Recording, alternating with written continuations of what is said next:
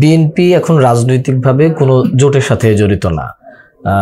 একটা সময় আপনারা জামায়াতের সাথে জোটগতভাবে নির্বাচন করেছেন, কিন্তু এখন আপনারা জামাতের সাথে জোটগতভাবে নাই। তো সেক্ষেত্রে আসলে আগামী নির্বাচনে জামায়াতের সাথে জোট হয়ে নির্বাচন করার কোনো পরিকল্পনা আছে কিনা, বা অন্য কোনো জোটে যাওয়ার পরিকল্পনা আছে কিনা? দেখুন, এটা খুবই পলিটিক্যাল একটা কোয়েশ্চেন। অফকোর্স আমাদের পার্টির মহাসচিব সাহেব আছেন বা স্ট্যান্ডিং কমিটির মেম্বার আছেন, ওনারা সেটার রাজনৈতিক অ্যান্সারটা দেওয়াটা বাঞ্ছনীয় হবে।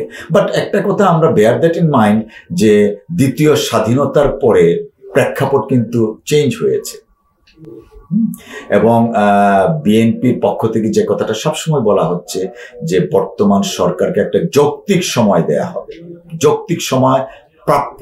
কারণ এই বর্তমান সরকার তো আমাদের সকলের অংশগ্রহণের আন্দোলনের একটা ফসল। ছাত্র জনতার নেতৃত্বে যে ফ্যাসিস্ট বিরোধী আন্দোলন হয়েছে, সেই আন্দোলনের ফসল। অর্থাৎ আমাদের ফসলকে আমরা কাজ করার সুযোগ দিতে চাই, যে কারণে কিন্তু বিএনপি বলেছেন যে একটা যৌক্তিক সময় দেয়া হবে, এবং যৌক্তিক সময় দেয়া হবে ইটস নট এ প্রিকন্ডিশন, যৌক্তিক সময় দেওয়া উচিত। তারপরে যখন নির্বাচনের বিষয় আসবে তখন অফকোর্স আমাদের পার্টির চেয়ারম্যান, মহাসচিব, ওনারা তখন ওই অবস্থাটা চিন্তা করবেন কি করা যায়। বাট একটা কথা, আমরা সকলেই রাজনৈতিক একজন সচেতন ব্যক্তি বা কর্মী হিসেবে আমার কাছে মনে হয় যে দ্বিতীয় স্বাধীনতার পরে দেশের রাজনৈতিক প্রেক্ষাপট অনেক পরিবর্তন হয়েছে।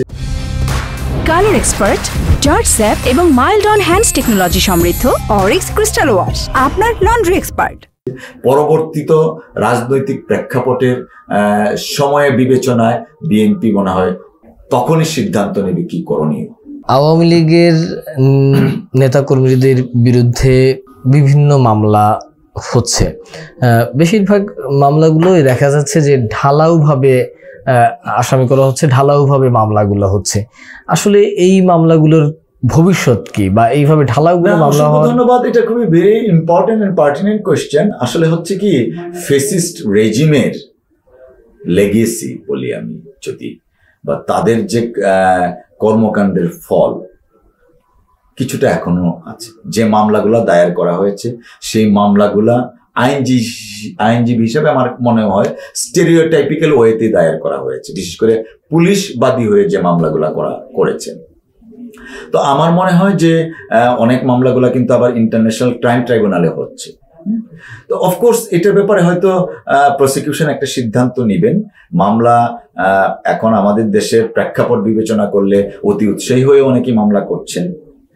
তো সমস্ত বিষয়গুলো যখন, মামলা হওয়াটা তো দোষের কিছু না, বাট মামলার বেসটা কতটুকু আছে দ্যাট ইজ ইম্পর্টেন্ট। অফকোর্স এখানে যদি তদন্তে গিয়ে যদি কোনো কিছু পাওয়া যায়, যার বিরুদ্ধে পাওয়া যাবে চার্জশিট তাদের বিরুদ্ধে দেওয়া হবে, আর তদন্তে যদি যাদেরকে পাওয়া যাবে না তাদের বিরুদ্ধে চার্জশিট হবে না। সো মামলা দায়ের করা হয়েছে, হ্যাঁ কিছুটা কম বেশি এখানে যেভাবে হওয়া উচিত ছিল সেভাবে হয়নি, তার মানে ফ্রাস্ট্রেটেড হওয়ার কিছু নাই। পরবর্তী স্টেজ তো হচ্ছে তদন্ত, চার্জশিট। তো সেখানে গিয়ে আমরা আশা করব যে প্রকৃত অপরাধী যারা আছেন তারা যেন আইনের প্রক্রিয়ার মধ্যে আসে এবং তাদেরকে যেন বিচারের কাঠগড়ায় দাঁড় করানো হয়।